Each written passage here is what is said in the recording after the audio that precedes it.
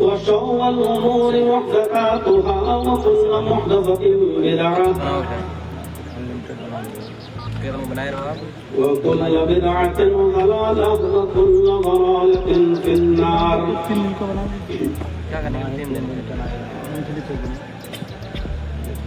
أعوذ بالله من الشيطان الرجيم. بسم الله. أخاف الله ورجل تصدق بصدقة فأخفاها حتى لا تعلم شماله ما تنفق يمينه ورجل ذكر الله خاليا ففاضت عيناه. رواه البخاري. رب اشرح لي صدري ويسر لي أمري واحلل عقدة من لساني يفقهوا قولي. اس عظیم الشان کانفرنس کے عظیم صدر فضیلت الشیخ مولانا شریف احمد ندوی حافظہ اللہ، ناظم اجلاس فضیلت الشیخ جناب امیر الدین حافظہ اللہ، اسٹیج پر بیٹھے ہوئے دیگر معطر علماء کرام اور علاقے کے باوقار احباب اور اس علاقے کے قرب و جوار اطراف و اکناف سے تشریف لائے ہوئے معزز سامعین حضرات، پردہ نشین اسلامی خواتین، پیاری ماں و بہنوں، قوم و ملت کے لائق نوجوانوں، رات کے تقریباً 1 بجے تک آپ نے اس کانفرنس کے اندر مختلف علماء کرام کو ان کے مختلف عناوین پر خطاب کرتے ہوئے بڑی ہی سنجیدگی کے ساتھ سماعت فرمایا ہے. مزید اس وقت بھی آپ بیٹھے ہوئے ہیں اور اب بھی آپ سن رہے ہیں. اللہ تبارک و تعالیٰ سے دعا ہے کہ الہ العالمین کہنے والوں کو اور سننے والوں کو عمل کی پوری توفیق عطا فرمائے. آمین. قرآن کریم کی جو آیت کریمہ میں نے آپ کے سامنے تلاوت کی ہے وہ آیت کریمہ قیامت کے دن کی ہولناکی کا ذکر کرتی ہے، ہمیں قیامت کے دن سے باخبر کرتی ہے اور قیامت کے دن جو صورتحال ہوگی اس سے ہمیں آگاہ کرتی ہے. اس سے یہ بالکل واضح ہے کہ یہ عقیدہ ہم تمام مسلمانوں کو رکھنا چاہیے کہ یہ دنیا جس طریقے سے چل رہی ہے اس دنیا کا بنانے والا ایک دن اس دنیا کو ختم کر دے گا. ہمیں اور آپ کو اس کا حساب و کتاب دینا ہوگا. قرآن کریم نے بالکل واضح لفظوں میں کہا کہ اے لوگوں تم اپنے رب سے ڈرو. یا ایھا الناس اتقوا ربکم، لوگوں تم اپنے رب سے ڈرو اور یاد رکھو ان زلزلۃ الساعۃ شیء عظیم، قیامت کے دن کا زلزلہ بہت سخت ہوگا. اس کی سختی کا اندازہ اس بات سے لگا سکتے ہیں جس کو مزید اللہ تبارک و تعالیٰ نے فرمایا آگے کہ یوم ترونہا تذہل کل مرضعۃ عما ارضعت، اس دن تم دیکھو گے کہ ہر دودھ پلانے والی اپنے دودھ پیتے بچے سے غافل ہو جائے. وتضع كل ذات حمل حملها، اور ہر جاندار مادہ جو باحمل ہوگی، حمل سے ہوگی، قیامت کے دن کے زلزلے سے اس کا حمل ضائع ہو جائے گا اور لوگ تمہیں مدہوش نشے میں نظر آئیں گے، حالانکہ انہوں نے نشہ نہیں کیا ہوگا. ولیکن عذاب اللہ شدید، اللہ کا عذاب اتنا سخت ہوگا.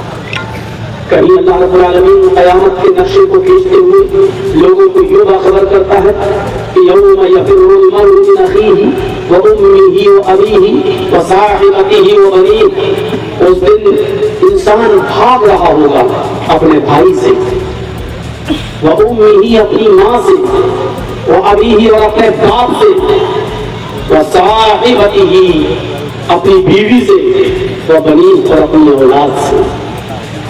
یہاں ایک باپ اپنے بیٹے کے لیے کیا قربانی نہیں دیتا ہے؟ اس رات کے 1 بجے اور 2 بجے بھی اگر آپ کے بیٹے کو فیور ہو جائے، ہلکا سا پیٹ میں درد ہو جائے، سر میں درد ہو جائے، ڈاکٹر کا انتظام کر کے اس کے پاس پہنچ کر اس کا ٹریٹمنٹ کراتا ہے۔ پتا چلا کہ گاؤں کا محلے کا کوئی ڈاکٹر نہیں اٹھ رہا ہے تو شہر کے ڈاکٹر میں ضلع ہاسپٹل پہنچتا ہے، ڈسٹرکٹ ہاسپٹل، وہاں اس کا علاج کراتا ہے اور پتا چلتا ہے کہ طبیعت زیادہ خراب ہے، اس کو ریفر کر دیا گیا ہے کسی بڑے ہاسپٹل کی طرف، تو وہاں پر بھی لے کر بھاگتا ہے۔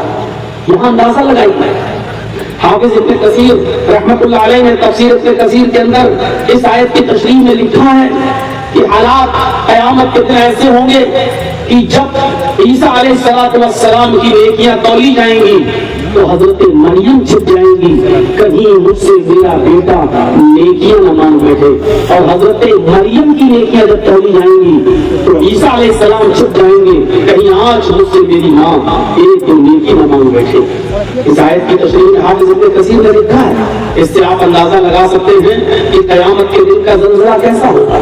مجھے آج قیامت کے موضوع پر گفتگو نہیں کرنی، قیامت کا دن کا جو حال ہوگا تو وہ ہوگا ہی، سورج صرف 1 میل کے فاصلے پر ہوگا، اور حدیث کی کتابیں ہمیں یہ بتاتی ہیں کہ وہ دن بھی تقریباً 50,000 سال کا ایک دن ہوگا۔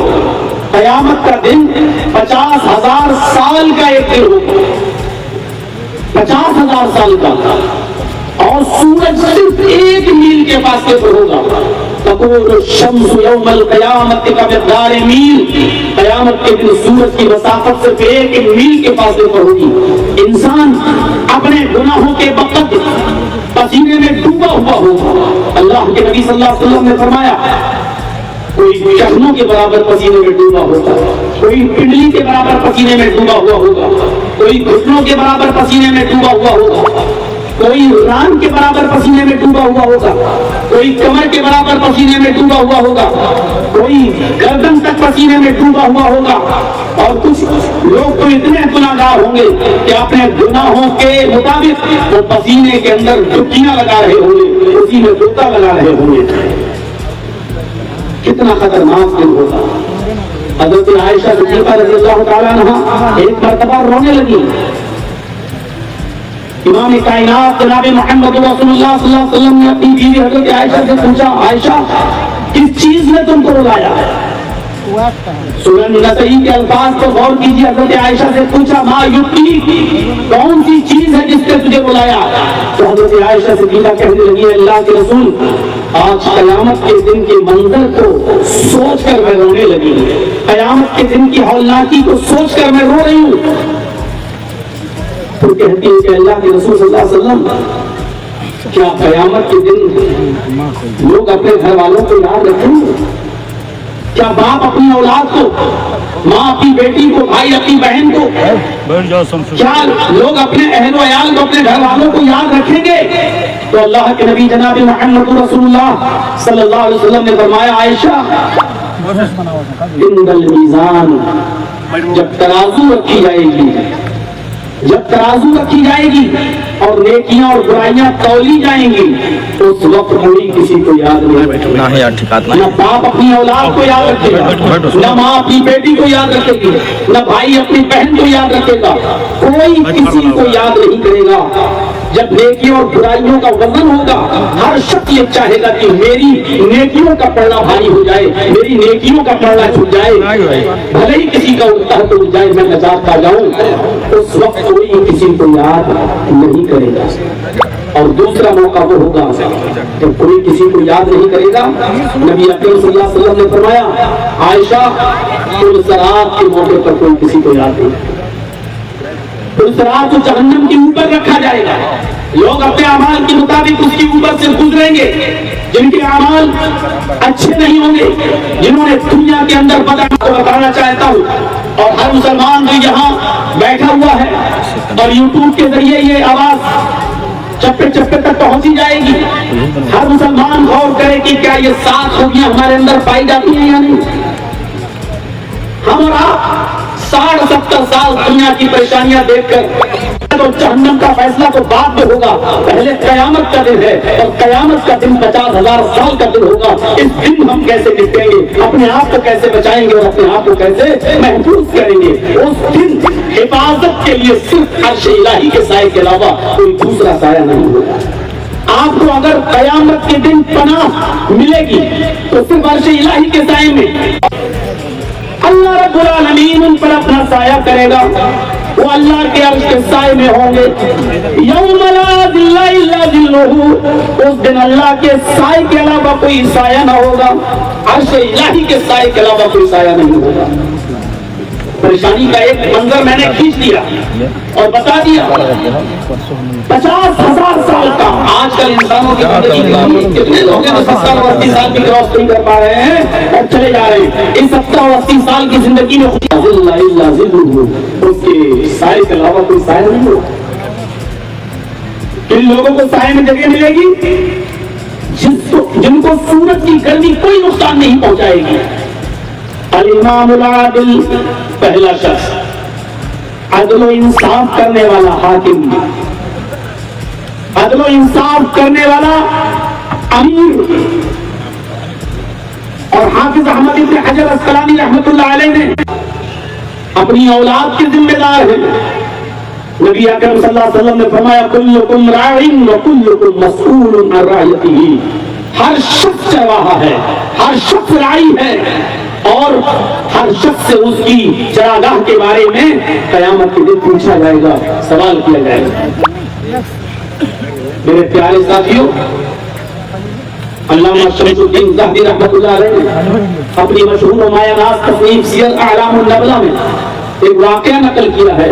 हज़रत उमर फारूक रज़ियल्लाहु तआला अन्हु का ऊंट इस तरह भागा है, हज़रत उमर उसी तरह भाग निकले और ऊंट उनको दिखाई दिया। वो ऊंट का पीछा कर रहे हैं। रास्ते में हजरत उस्मान गनी रज़ियल्लाहु तआला अन्हु का मकान पड़ता है।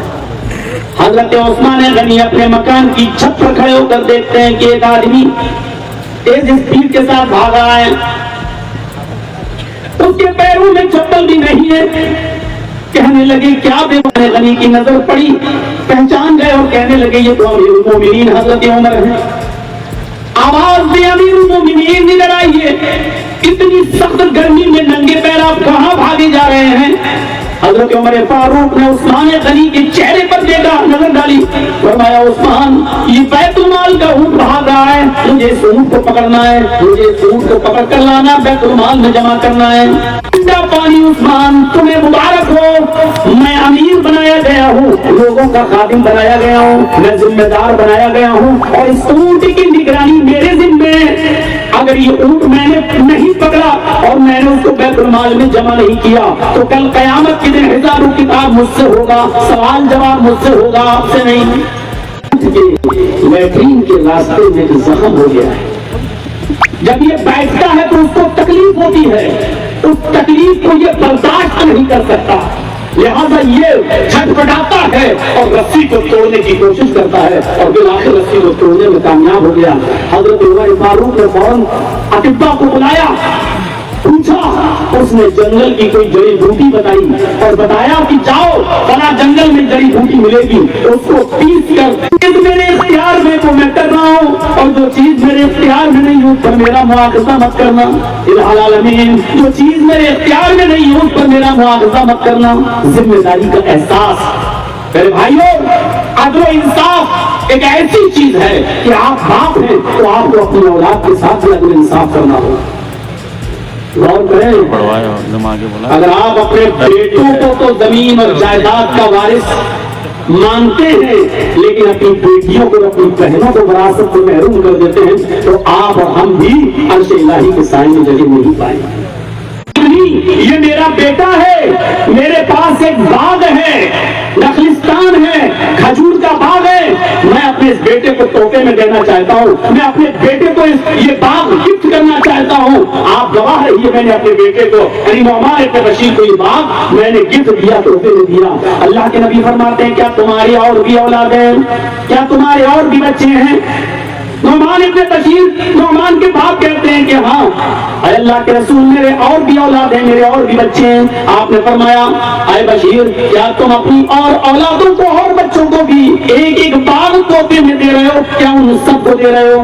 فرمایا نہیں، میں اپنے صرف اسی بچے کو یہ باغ دے رہا ہوں اور کسی کو نہیں۔ اللہ کے رسول نے فرمایا اس سے یہ باغ لے لو، اگر دینا ہے تو سب کو ایک ایک باغ دو، اور نہیں دینا ہے تو اپنے اس بچے سے بھی لے لو، میں کسی ظلم پر گواہ نہیں بنتا۔ یعنی تم سب کو نہیں دے رہے ہو، صرف اس بچے کو دے رہے ہو جبکہ اور بھی بچے ہیں، اگر دینا ہے تو سب کو ایک ایک باغ دو اور نہیں دینا ہے تو اس بچے سے بھی لے لو۔ حضرت نعمان ابن بشیر فرماتے ہیں کہ پھر میرے باپ نے مجھ سے بھی وہ باغ لے لیا، تو اللہ کے نبی جناب محمد رسول اللہ صلی اللہ علیہ وسلم نے کہا کہ میں ظلم پر گواہ نہیں بنتا۔ آپ عرش کے سائے میں جگہ پانے والا پہلا شخص عدل کرنے والا۔ ہم اور آپ غور کریں، 7 چیزوں میں پہلی چیز کیا؟ پہلی چیز کہ ہمارے اندر پائی جا رہی ہے، ابھی 6 چیزیں اور باقی ہیں، کیا یہ پہلی چیز کہ ہمارے اندر پائی جا رہی ہے؟ نہیں چلے گا 4 لاکھ 5 لاکھ 10 لاکھ روپے کا جہیز اپنی بیٹی کو دے دیا، 4 ویلر گاڑی داماد کو دے دی اور سوچا کہ اب وراثت سے محروم کر دوں، اولاد تو ہم سب کچھ وراثت اپنی سونپ جائیں، اپنی بیٹیوں کو اور بہنوں کو اس سے محروم کر دیں۔ اللہ کی قسم عرش کے سائے میں آپ جگہ نہیں پائیں گے۔ آپ ذمہ دار ہیں اپنے گھر کے، اپنی اولاد کے ساتھ ہمیں اولاد کو عادل کرنا ہوگا، اور اگر آپ حاکم ہیں، امیر ہیں، تو یہ ذمہ داری اور زیادہ بڑھ جاتی ہے، اور زیادہ۔ حضرت عمر فاروق کا شاہ غسان کے ساتھ، جس کا نام جبلہ ابن احم کا 36 سال کا تھا،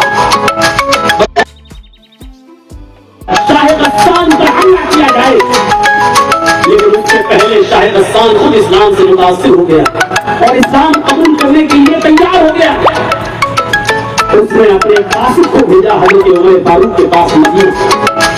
قاصد غسان سے مدینہ آیا، شاہ غسان نے جبلہ ابن احم نے جو خط لکھوایا اس میں یہ لکھا ہوا تھا، امیر المومنین عمر ابن خطاب، اسلام کی تعلیمات سے میں متاثر ہو کر اسلام قبول کرنا چاہتا ہوں، کیا آپ اپنی پرانی دشمنی بھول سکتے ہیں؟ کیا میں اسلام قبول کرنا چاہوں تو کیا مجھے اسلام کی چھایا میں، اسلام کے سائے میں مجھے جگہ ملے گی؟ لگا دیتے شاہ غسان کے بھیجے ہوئے قاصد کو حضرت عمر فاروق نے جو جواب دیا وہ جواب بہت پیارا تھا۔ اے شاہ غسان، اگر اسلام کی تعلیم سے تم پوری طریقے سے متاثر ہو تو فوراً چلے آؤ میرے ہاتھوں پر اسلام قبول کر لو۔ اسلام قبول کرنے کے بعد سارے گناہ ختم ہو جاتے ہیں۔ اسلام اسلام لانے کے بعد جتنے بھی پرانے جرائم ہوئے ہیں گناہ وہ سب ختم ہو جاتے ہیں۔ آؤ اور اسلام کے سامنے تمہیں جگہ ملے گی اور تمہاری ساری غلطیاں بھی معاف کر دی جائیں گی۔ اس کو تصور بھی نہیں تھا کیسے تم غلطیاں آسانی سے ہمیں معاف کر دیں گے۔ علامہ شبلی نے اپنی مایا ناز کتاب الفاروق کے اندر نقل کیا ہے کہ شاہ غسان اپنے 500 سپاہیوں کے ساتھ، 500 گھوڑ سواروں کے ساتھ مدینے کی طرف نکلتا ہے۔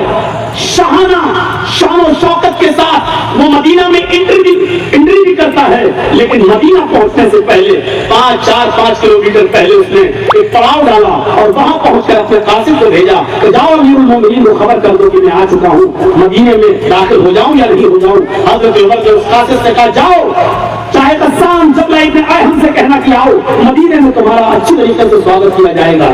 اس نے سر پہ تاج پہنا، کبوتر کے انڈے کے مانند 2 ڈائمنڈ 2 موتی اس نے اپنے تاج پر جڑے اور 500 سپاہیوں کے ساتھ شاہانہ طریقے سے شان و شوکت کے ساتھ وہ مدینے میں داخل ہوتا ہے اور حضرت عمر فاروق کے ہاتھ پر وہ اسلام قبول کرتا ہے۔ مدینے میں اس کو رہنے کی اجازت مل جاتی ہے کہ کچھ دن آرام کیجیے، رہیے۔ شاہ غسان خود اسلام لایا، جبلہ ابن احم اور اس کے ساتھ 500 گھڑسوار اور 500 سپاہی بھی اسلام لائے۔ اس دن مدینے میں رہتے رہتے حج کا موسم آ گیا۔ حضرت عمر فاروق اور آپ کے ساتھی حج کے لیے مدینے سے مکے جانے لگے. امیر المومنین نے شاہ غسان سے کہا جب ابن ہم سے یہ اچھا موقع ہے, حج کا موسم شروع ہو چکا ہے, تم اسلام لا چکے ہو, اسلام کے سائے میں داخل ہو, آؤ تمہیں بھی حج کی میں دعوت دیتا ہوں, آئے ہو مدینے تو چلو ہم لوگوں کے ساتھ تم حج بھی کر لو. شاہ غسان تیار ہو گیا اور اپنے 500 ساتھیوں کے ساتھ مدینے سے مکے کی طرف چل دیا. بہترین کپڑے پہنے ہوئے, میقات سے احرام پہنتا ہے, قیمتی احرام, ایک بہترین لنگی, خوبصورت اور قیمتی لنگی پہنتا ہے اور اس کے اوپر ایک چادر ڈالتا ہے, قیمتی احرام لپیٹ کر وہ نکلتا ہے اور خانہ کعبہ کا طواف شروع ہو جاتا ہے. علامہ شبلی لکھتے ہیں پہلا چکر تو اس کا قاعدے سے گزر جاتا ہے, حجر اسود سے وہ چکر طواف شروع کرتا ہے اور پہلا چکر لگانے میں کامیاب, دوسرا جب چکر لگاتا ہے تو شاہ غسان کے پیچھے پیچھے ایک دیہاتی نوجوان, ایک اعرابی, ایک دیہاتی نوجوان وہ بھی طواف کر رہا تھا اور اس دیہاتی نوجوان کا پیر شاہ غسان کی لنگی پر پڑ جاتا ہے. شاہ غسان کی لنگی پر پڑ جاتا ہے. شاہ غسان جب آگے بڑھتا ہے تو اس کی لنگی کھل جاتی ہے, لیکن چادر اتنی لمبی تھی کہ اس کا سطر نہیں کھلتا, وہ ننگا نہیں ہوتا, سطر نہیں کھلتا, چادر اوپر والی چادر تھوڑی لمبی تھی. شاہ غسان کی لنگی کھل جاتی ہے. پیچھے جو اعرابی چل رہا تھا دیہاتی, اس نے وہ لنگی اٹھائی اور شاہ غسان کو دیتے ہوئے کہا کہ دھوکے سے میرا پیر آپ کی چادر پر, آپ کی لنگی پر پڑ گیا ہے, یہ لیجیے آپ چادر لنگی. اس نے لنگی کو لپیٹا, پیچھے مڑا, دیکھا کہ ایک دیہاتی پھٹا پرانا احرام پہنے ہوئے جس پہ ٹریبل لگے ہوئے ہیں, ایک دیہاتی آدمی کے پیر میری لنگی پر کیسے پڑ گیا. شاہ غسان نے پیچھے مڑ کر ایک زوردار تھپڑ اس دیہاتی کے چہرے پر, اس کے گال پر رسید کر دیا. تھپڑ اتنے زور سے تھا, تھپڑ اتنا کرارا تھا کہ اس دیہاتی نوجوان کی آنکھ باہر آ جاتی ہے, آنکھ کا گھیرا نہیں. اس نے شاہ غسان سے کچھ نہیں کہا, اپنا طواف پورا کیا. اور جب یہ دیہاتی نوجوان اپنے علاقے میں جاتا ہے تو وہاں کے لوگوں نے جب پوچھا کہ تمہاری آنکھ کیسے خراب ہوئی, آنکھ کیسے پھوٹی, اس نے پورا واقعہ جب اپنے قبیلے میں بیان کیا تو پورے قبیلے کے لوگ آنکھ بلّا ہو گئے اور کہنے لگے کہ اتنی ہمت شاہ غسان کی, ہوگا بادشاہ اپنے علاقے کا لیکن وہ یہ ظلم کرے گا ہمارے ساتھیوں پر. پورا کا پورا قبیلہ حضرت عمر فاروق کے پاس آیا. ان دنوں میں حضرت عمر وہیں مکے میں موجود تھے اور شکایت کرنے لگا, امیر المومنین شاہ غسان نے ہمارے قبیلے کے آدمی کی, اس نوجوان کی آنکھ کھول دی ہے. اس نوجوان نے پوری بات حضرت عمر فاروق رضی اللہ تعالیٰ عنہ کو بتائی. حضرت عمر فاروق رضی اللہ تعالیٰ عنہ نے جب یہ سنا تو پیشانی پر پسینہ آ گیا. شاہ غسان نے تمہاری آنکھ کھولی صرف اتنی سی بات پر کہ تمہارا پیر اس کی لنگی پر آ گیا. بلاؤ اس کو. حاضر کیا گیا, شاہ غسان حاضر ہوا. حضرت عمر فاروق نے کہا, شاہ غسان آئے جبلا, اس نوجوان کی شکایت یہ ہے. اس نے اعتراف کیا کہ امیر المومنین یہ بالکل صحیح بول رہا ہے, لیکن ایک معمولی آدمی, ایک غریب آدمی, ایک دیہاتی آدمی کی اتنی طرفداری آپ کیوں کر رہے ہیں. حضرت عمر فاروق نے کہا کہ اسلام لانے کے بعد سب برابر ہیں, کوئی دیہاتی نہیں, کوئی امیر نہیں, کوئی غریب نہیں. تمہیں بتاؤ یہ کیوں تم نے تھپڑ مارا. فرمایا اس کا پیر میرے لنگی پر آ گیا اور میری لنگی کھل گئی. ایک معمولی آدمی اپنا پیر میری لنگی پر رکھے گا. حضرت عمر فاروق نے کہا کہ اس نے بتا دیا کہ دھوکے سے پیر رکھا گیا. ایک معمولی سی اور چھوٹی سی غلطی کی اتنی بڑی سزا کہ تم اس کی آنکھ پھوڑو گے. کیش میں تھا, بادشاہ غسان کا رہ چکا, اس لیے اس کو عقل تھی. کہنے لگا امیر المومنین ٹھیک ہے مان لیا, لیکن چلیے پھول گئی تو پھول گئی, اب کیا ہونا چاہیے. کہا عدل کا تقاضا عدل, انصاف کا تقاضا انصاف. کہا مجھے کیا کرنا ہوگا. حضرت عمر فاروق نے کہا اس نوجوان سے معافی مانگ لو, اگر یہ معاف کر دیتا ہے تو کچھ نہیں کرنا. کہا کہ میں غسان کا بادشاہ رہ چکا ہوں، میرا باپ بھی بادشاہ رہ چکا ہے، میرا دادا بھی غسان کا بادشاہ رہ چکا ہے، بادشاہ میرے گھر کی لونڈی اور میں اتنے بڑے علاقے کا بادشاہ اور میں معمولی اور غریب آدمی سے معافی مانگوں گا، یہ میری شان کے خلاف ہے۔ حضرت عمر نے کہا پھر دوسرا آپشن یہ ہے کہ کچھ یہ دے کے معاملہ حل کر لو جتنے میں وہ تیار ہو جائے۔ کہا میں یہ بھی نہیں کروں گا، ایک غریب آدمی سے میں سودے بازی کروں، ایک دیہاتی سے میں سودے بازی کروں۔ حضرت عمر فاروق نے کہا کہ پھر تیسرا آپشن یہ کہ آنکھ کے بدلے میں تم نے اس کی آنکھ پھوڑی، تیار ہو جاؤ، یہی شخص تمہاری بھی آنکھ پھوڑے گا۔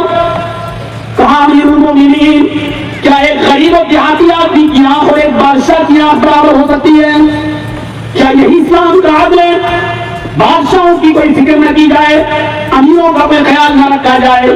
حضرت عمر فاروق کا جواب یہ تھا کہ اسلام لانے کی بات کوئی امیر نہیں، کوئی غریب نہیں، کوئی بڑا نہیں، کوئی چھوٹا نہیں۔ اب اس کے بعد سنیے گا، اس نے کہا امیر المومنین اگر اسلام لانے کے بعد امیروں کے جذبات کا احترام نہیں کیا جاتا تو میں اسلام ہی چھوڑ دوں گا اور پھر سے میں عیسائی مذہب قبول کر لوں گا جس مذہب سے میں نکل کے آیا ہوں، نہیں چاہیے مجھے اسلام۔ حضرت عمر فاروق نے کہا شوق سے تم اسلام چھوڑ سکتے ہو، جاؤ تمہیں اجازت ہے، لیکن میں نے لیٹر میں لکھا تھا اگر اسلام کی ساری خوبیاں دیکھ کر تم اسلام سے متاثر ہو کر اگر اسلام قبول کر رہے ہو تو اسلام میں تمہارا سواگت ہے۔ اسلام کے اندر موسٹ ویلکم ہے۔ جب تم نے اسلام کی تعلیمات سے متاثر ہو چکے تھے تو پھر یہ بھی تمہیں معلوم ہونا چاہیے تھا کہ اسلام میں عدل کا کتنا بڑا مقام ہے۔ اب تم اگر اسلام چھوڑو گے تو جو مرتد کی سزا ہوتی ہے وہ تمہیں دی جائے گی، کیونکہ اسلام قبول کرنے کے بعد اسلام چھوڑنے والے کی سزا اسلام کے اندر یہ ہے کہ اس کو قتل کر دیا جائے۔ اگر تم اسلام چھوڑو گے تو مرتد کی سزا دی جائے گی، تمہیں قتل کر دیا جائے گا۔ چھری کاری ہوئی کب کبھی معافی مانگتا ہے وہ تو شان گھٹ رہی ہے، لے دے کے معاملہ حل کرنے کے لیے تیار نہیں، آنکھ کے بدلے میں آنکھ کھوانے کے لیے تیار نہیں، سوچا اسلام چھوڑ دیں گے تو اسلام چھوڑنے کے جرم میں مرتد والی سزا یعنی گردن کرنے کی تک کی نوبت۔ کہنے لگا امیر المومنین مجھے ایک دن کی مہلت دی جائے، سوچنے سمجھنے کا موقع دیا جائے۔ حضرت عمر فاروق نے کہا جاؤ تمہیں ایک دن ایک رات کی مہلت دی جا رہی ہے، اس وقت سے تمہارا ٹائم شروع ہوتا ہے اور کل اسی وقت تک تمہیں جواب دینا ہے، یہی آنا پڑے گا اور بتاؤ معافی مانگتے ہو، لے دے کے معاملہ حل کرتے ہو یا آنکھ کے بدلے میں آنکھ، یا پھر مرتد ہو کر تم اپنی گردن کٹانے کے لیے تیار ہو؟ کل بتائیے گا، تمہیں ہم ایک دن کی مہلت دیتے ہیں۔ وہ اپنے 500 سپاہیوں کے بیچ گیا اور کہنے لگا کہ اسلام لانے کے بعد ہماری عزت کا کچرا نکل گیا، کوئی فرق نہیں پڑتا ہے کیا ہم بادشاہ رہ چکے اور ہمیں غریب آدمی سے معافی مانگے، یہ ہے اسلام؟ اور پھر اگر اسلام چھوڑے تو گردن کٹائیے۔ اپنے 500 ساتھیوں کو تیار کرتا ہے اور رات کے اندھیرے کا فائدہ اٹھا کر وہ وہاں سے فرار ہو جاتا ہے اور بھاگ جاتا ہے، پھر وہی غسان آ جاتا ہے، اپنے ملک میں واپس آ جاتا ہے۔ اور دوسرے دن جب حضرت عمر فاروق کو پتا چلا کہ وہ تو رات کے اندھیرے کا فائدہ اٹھا کر فرار ہو گیا، بھاگ گیا، حضرت عمر فاروق نے اس کی کوئی پرواہ نہیں کی۔ کتنا بڑا نقصان ہوا، خود بھی اسلام سے پھر گیا، 500 ساتھیوں کو بھی لے کے چلا گیا، لیکن حضرت عمر فاروق کو کوئی ذرہ برابر بھی کوئی پیشانی پر شکن نہیں پڑی، کیونکہ انہوں نے کہا کہ عدل اس سے بڑا ہے، انصاف اس سے بڑا ہے۔ قیامت کے دن عدل انصاف کرنے والا حاکم امیر عرش الہی کے سائے میں ہوگا۔ اگر میں عدل سے کام نہیں لیتا تو قیامت کے دن عرش کا سایہ مجھے نہیں ملتا۔ الامام العادل، عدل انصاف کرنے والا۔ آپ غور کر رہے ہیں عدل کی اہمیت؟ ہم اپنے سماج میں غور کریں کتنا عدل کرتے ہیں۔ نبی اکرم جناب محمد رسول اللہ صلی اللہ علیہ وسلم کا عدل دیکھیے۔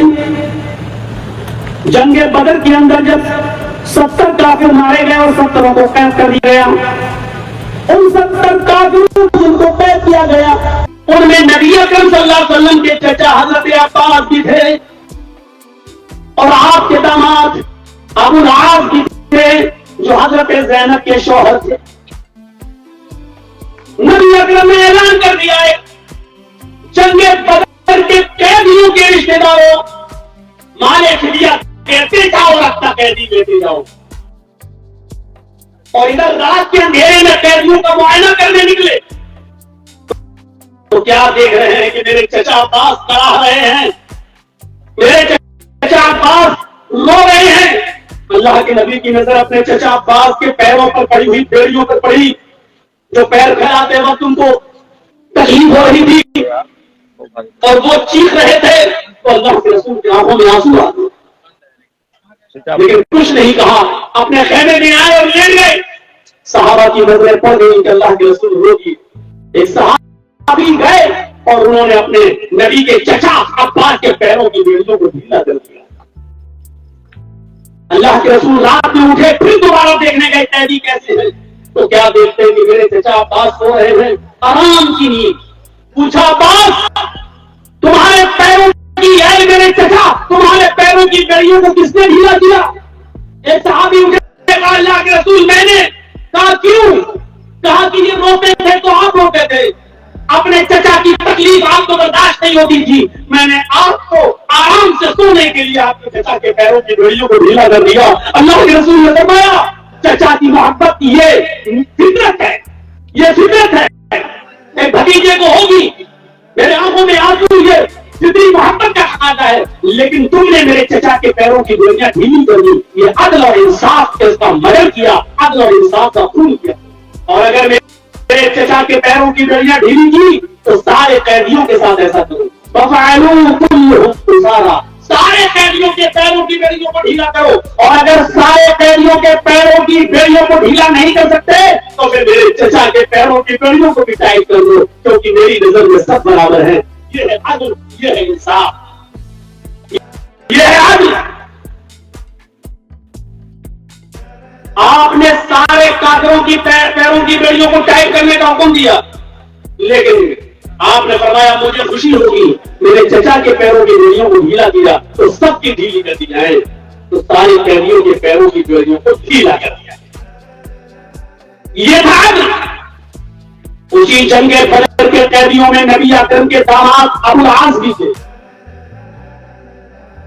داماد اور لوگوں, داماد اور سسر کا رشتہ ہمیں اور آپ کو اچھی طریقے سے معلوم ہے.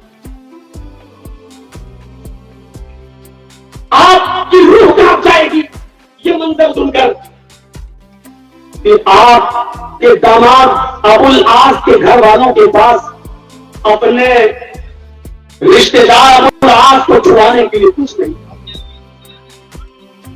سارے قیدی ان کے رشتے دار چھڑا لے گئے, مال دے کر, فدیہ دے کر, لیکن ابو العاص کے گھر والوں کے پاس کچھ نہیں تھا. ان کی بیوی حضرت زینب نبی اکرم کی بیٹی تھی, اور حضرت زینب کے پاس ایک ہار تھا جو وہ گلے میں پہنتی تھی. میری ماں بہنیں سن رہی ہوں گی تو ذرا غور سے سنیں. ان کے گلے میں ہار تھا, حضرت زینب کے گلے میں, اور حضرت زینب کے گلے میں وہ ہار ان کی ماں حضرت خدیجہ نے زینب کے نکاح کے موقع پر دیا تھا. حضرت زینب کو نکاح کے موقع پر دیا تھا جب ان کی شادی ہوئی تھی ابو العاص سے, تو حضرت خدیجہ نے اپنا ہار اتار کر اپنی بیٹی حضرت زینب کے گلے میں پہنا دیا تھا کہ خدیجہ کی نشانی. حضرت زینب نے اس ہار کو اتارا جو ان کی ماں حضرت خدیجہ نے نکاح کے موقع پر حضرت زینب کو دیا تھا, اور اس ہار کو اتارنے کے بعد ایک رومال میں کپڑے میں باندھا, اور باندھنے کے بعد اپنے دیور سے کہا ابو العاص کے چھوٹے بھائی سے یہ لے جاؤ اور میرے ابو کو جناب محمد رسول اللہ صلی اللہ علیہ وسلم کو یہ رومال دے دینا. جب رومال اللہ کے نبی صلی اللہ علیہ وسلم کے ہاتھ میں پہنچا, اس میں جو رقا لکھا ہوا تھا, جب رقا پڑھوایا گیا تو صاف طور پر لکھا ہوا تھا کہ میرے پیارے ابو, میرے شوہرا کی گرفت میں ہے ابو العاص. سارے قیدی ان کے رشتے دار والی فدیہ دے کر چھڑا لے گئے, لیکن آپ کی بیٹی زینب کے پاس اپنے شوہر کو چھڑانے کے لیے اتنا مال نہیں ہے. آپ کی بیٹی زینب کے پاس اپنے شوہر کو چھڑانے کے لیے اتنا مال نہیں ہے. جو ہار میری ماں نے مجھے میرے نکاح کے موقع پر میرے گلے میں پہنایا تھا, اس ہار کے علاوہ میری ماں کی اس نشانی کے علاوہ میرے پاس کچھ نہیں ہے. اگر اس ہار کے بدلے میں میرے شوہر ابو العاص کو چھوڑ سکتے ہیں تو چھوڑ دیجئے, ورنہ ورنہ میں آپ کو کسی چیز پر مجبور نہیں کر سکتی. جب رومال کھولا گیا اور وہ ہاتھ جناب محمد رسول اللہ کے ہاتھ میں آیا تو 30 سال پرانی خدیجہ کی وہ محبت محمد رسول اللہ کو یاد آ گیا. وہ خدیجہ تو نبی اکرم صلی اللہ علیہ وسلم کے زخموں پر مرہم رکھتی تھی, اپنی اوڑھنی مار دیا کرتی تھی. اللہ کے رسول صلی اللہ علیہ وسلم کی نگاہوں میں جب وہ ہار آیا تو آپ کے آنسو بہہ پڑے اور تمام صحابہ کو اکٹھا کر کے بلایا اور فرمایا کہ آئے میرے ساتھیوں, یہ ہار تو میں زینب سے نہیں لے سکتا, یہ میری بیوی خدیجہ کی نشانی ہے جو میری بیٹی کے گلے میں وہ ڈال گئی, یہ ہار تو میں نہیں لے سکتا. لیکن زینب کے پاس کچھ اور ہے بھی نہیں اپنے شوہر کو چھڑانے کی. اگر تم سب کی مرضی ہو, تم سب کی اجازت ہو, تم سب کی مرضی ہو, تم سب کی اجازت ہو تو میں زینب کے شوہر ابو العاص کو بغیر مالک دیے چھوڑ دیتا. اگر تم سب کی اجازت ہو, پورے ذمہ داری ہونے کے باوجود پھر بھی اجازت یہ ہے کہ تم سب کی اجازت ہو. تو سارے صحابہ نے کہا اللہ کے رسول ہماری طرف سے اجازت ہے, آپ یہ ہار بھی دے دیجئے اور زینب کے شوہر کو ایسے ہی چھوڑ دیجئے, ان کے پاس کچھ نہیں. جب ابو العاص کو اللہ کے نبی چھوڑنے کے لیے آئے تو اللہ کے رسول نے شرط لگا دی, اے ابو العاص میں تمہیں چھوڑ دوں گا, تمہارے گھر والوں کے پاس مال دنیا دینے کے لیے نہیں ہے, لیکن اگر تم نے میری یہ شرط پوری کر دی تو میں سمجھوں گا کہ یہی مال دنیا. کہاں کیا ہے اللہ کے رسول؟ اللہ کے نبی نے فرمایا ابو العاص تم کافر ہو اور میری بیٹی زینب مومنہ ہے, ایمان لا چکی ہے, اور کسی مومنہ عورت کے لیے جائز نہیں کہ وہ کسی کافر مرد کے ساتھ رہے. لہٰذا میں تمہیں اس شرط پر چھوڑنے کے لیے تیار ہوں کہ گھر جا کر تمہیں میری بیٹی کو میرے حوالے کرنا ہوگا اور میں انتظار کروں گا تمہارے ایمان لانے کا. جب تم ایمان لے آؤ گے تو میں اپنی بیٹی تمہیں واپس کر دوں گا, میں اپنی بیٹی کو تمہیں دے دوں گا. اگر تم نے میری یہ شرط مان لی تو میں سمجھوں گا کہ تم نے مالی دیا دے دیا. اب العاص نے وعدہ کیا, اللہ کے رسول میں وعدہ کرتا ہوں کہ آپ کی بیٹی کو گھر پہنچتے ہی آپ کے حوالے کر دوں. اللہ کے رسول نے چھوڑ دیا. اب العاص گھر گئے اور العاص نے اپنی بیوی کو زینب کو اللہ کے رسول کے حوالے کر دیا, اور جب وہ ایمان لائے اسلام قبول کیا تو اللہ کے رسول نے بھی اپنا وعدہ نبھایا اور زینب کو پھر ابو العاص کے حوالے کر دیا. میرے بھائیوں میں بتانا یہ چاہتا ہوں کہ عدل دیکھیے اور انصاف کا تقاضا دیکھیے کہ آپ نے اپنے داماد کو تو نہیں چھوڑا, یہ عدل کا تقاضا ہے, عدل ہے اور انصاف ہے. اور جس قوم جس شخص میں عدل نہیں ہے وہ سوچنا چھوڑ دے کہ عرش الہی کے سائے 50,000 سال کا دن کوئی معمولی دن نہیں. اور امام العادل پہلا, دوسرے پر آئیے وَشَابٌ نَشَأَ فِي عِبَادَةِ رَبِّهِ, دوسرا وہ نوجوان بھی اللہ کے عرش کے سائے میں ہوگا. دوسرا وہ جوان نوجوان اللہ کے عرش کے سائے میں ہوگا جو اللہ کی عبادت میں مصروف ہے. میں 7 باتیں بتاؤں گا, 7 لوگوں کا ذکر کروں گا اور آپ غور سے سنتے رہیے گا. میں کسی بھی وقت کسی کو بھی کھڑا کر کے پوچھ سکتا ہوں یہ 7 لوگ کون ہیں, اور جس کی گردن جھکی ہوگی اسی کو سب سے پہلے کھڑا کروں گا. دیکھیں غور سے سن رہا ہے کہ بس ویڈیو بنانے میں لگا ہوا ہے. پہلا شخص عدل و انصاف کرنے والا. دوسرا وہ نوجوان جوان جو اپنے رب کی عبادت میں لگا ہوا ہے. جوانی کی عبادت اللہ کو بہت زیادہ پسند ہے. بڑھاپے میں تو سبھی کر لیتے ہیں. 4 بیٹوں کی شادی ہو گئی, 2 بیٹیوں کی شادی ہو گئی, سب کا معاملہ نپٹا دیا. اولاد نے کہا ابو اب آپ بہت کر لیے ہو, اب آپ بیٹھو, اب ہم دکان ہم سنبھالیں گے, فیکٹری ہم سنبھالیں گے, اب آپ اللہ اللہ کرو. بچوں نے آپ کو فری کر دیا, اب تو آپ اللہ اکبر کی آواز سنی مسجد میں پہنچ ہی جاؤ گے. اب کون سا بڑا کمال رہ گیا؟ کمال تو یہ تھا کہ فیکٹری میں 4 ٹرک مال بھر کے آیا ہوا ہے, ادھر آواز آ رہی ہے حی علی الصلاۃ. اب موقع ہے کہ تو اپنی فیکٹری کو بڑا مانتا ہے یا اللہ کو بڑا مانتا ہے. اللہ کو بڑا مانتا ہے تو فیکٹری کے مال کو فیکٹری کو بند کر اور مسجد کی طرف جا. اچھا ڈاکٹر بن گیا, MBBS MS, اچھا خاصا مریض آیا میرے پاس, ادھر آدم کی آواز آئی حی علی الصلاۃ, آؤ نماز کے لیے. اچھا اس کو پہلے ایڈمٹ کر لوں، اس کا پرچہ بھر لوں، اس کو ہاسپٹل کے اندر جگہ دے دوں، اس کو بیڈ دے دوں، چارپائی دے دوں، اس کی بوتل ووتل لگوانا شروع کر دوں، اس کے بعد میں جاتا ہوں نماز پڑھنے، کتنے میں جماعت ختم ہو جاتی ہے۔ میرے پیارے ساتھیوں، اب موقع ہے اس جوانی میں دیکھنے کا کہ اپنی رب کی عبادت بھی کرنا لگی۔ وہ حضرت حنظلہ کا منظر اٹھائیے، شادی ہوئی، آج شادی ہوئی، شام کو نکاح ہوا، مغرب کے بعد عشاء کے بعد بیوی کو گھر لے کر آئے، اپنی بیوی کے ساتھ لیتے ہوئے اپنی بیوی کے ساتھ آرام فرما رہے ہیں۔ پہلی رات تھی، ہسبینڈ کی وائف تھی، اور پہلی رات ان دونوں نے شب زفاف بھی منائی، میاں بیوی کے تعلقات جو ہوتے وہ قائم بھی کیے۔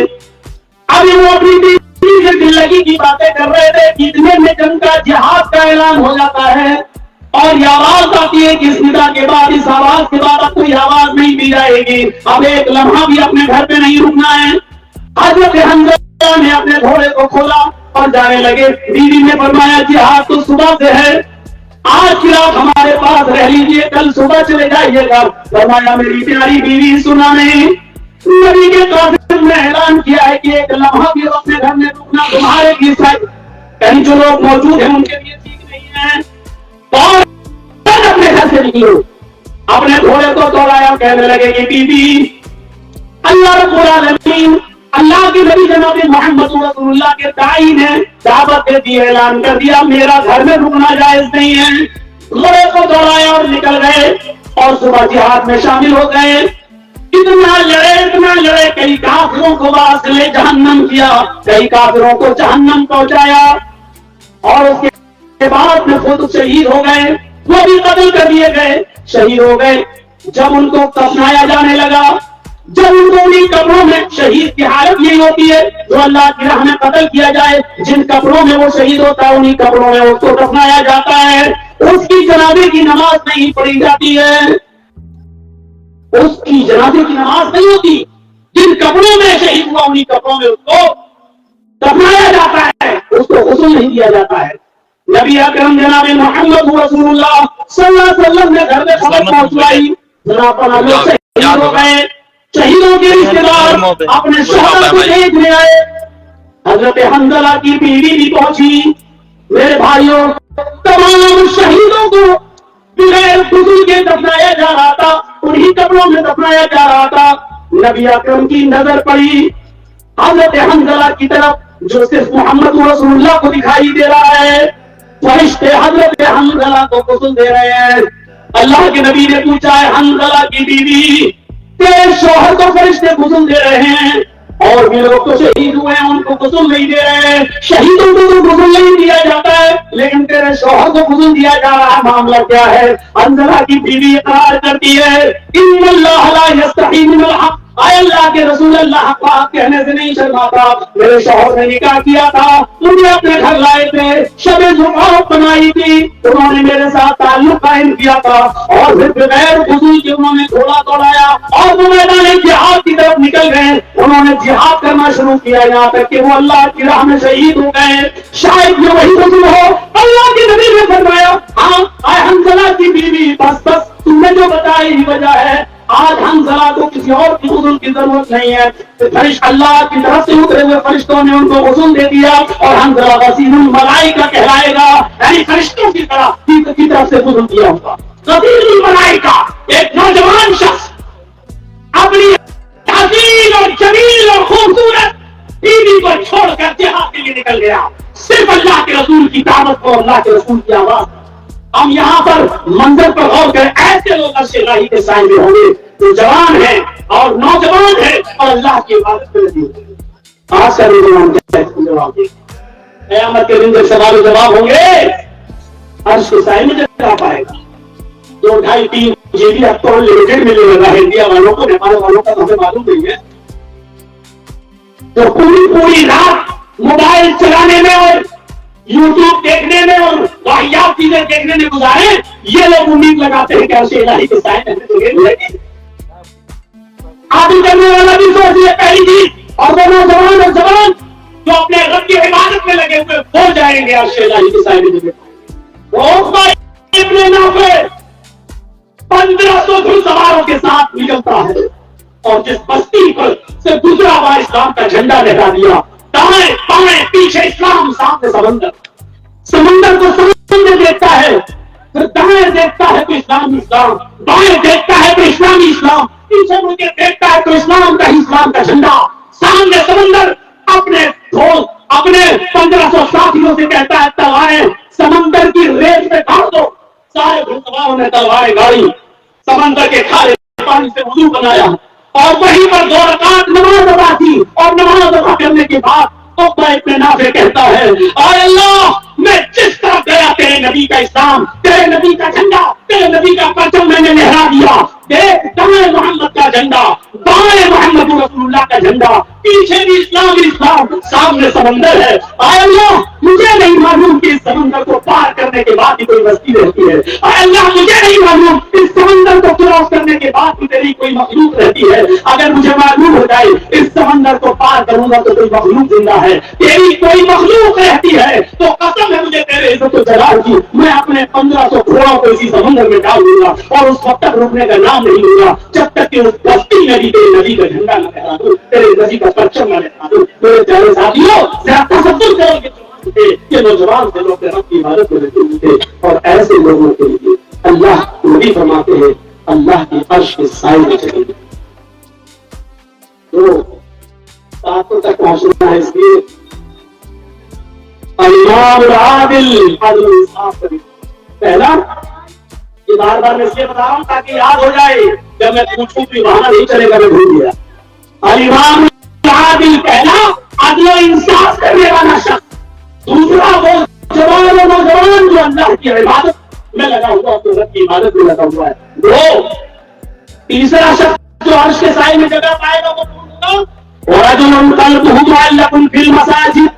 تیسرا وہ آدمی اللہ کے عرش کے سائے میں جگہ پائے گا جس کا دل مسجد کی طرف لگا ہوا ہے, مسجد کی طرف لگا ہوا ہونے کا مطلب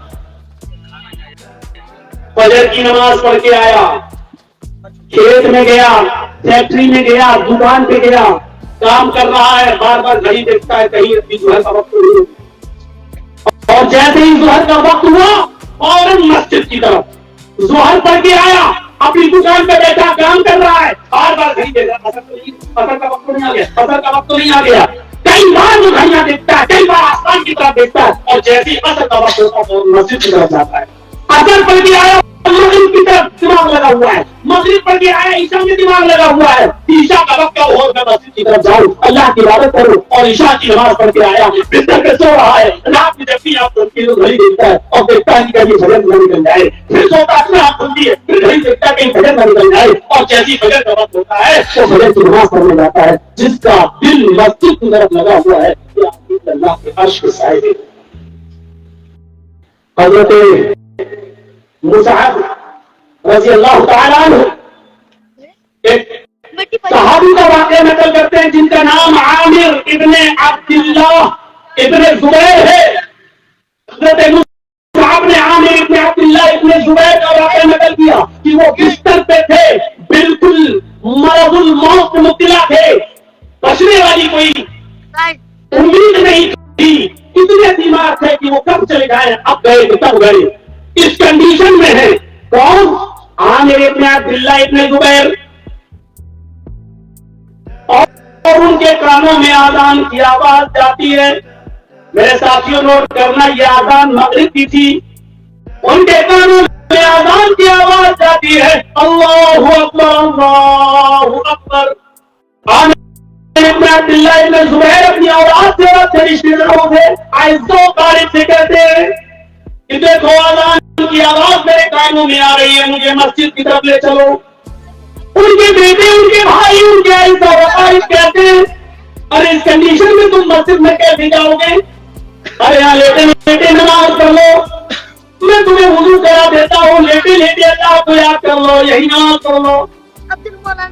اس کنڈیشن میں بھی طبیعت ان کی بہت زیادہ خراب ہے, بچنے کی امید نہیں ہے, لیکن پھر بھی کہتے ہیں کہ نہیں, اللہ کے دائی کی آواز میرے کانوں میں پہنچ گئی ہے.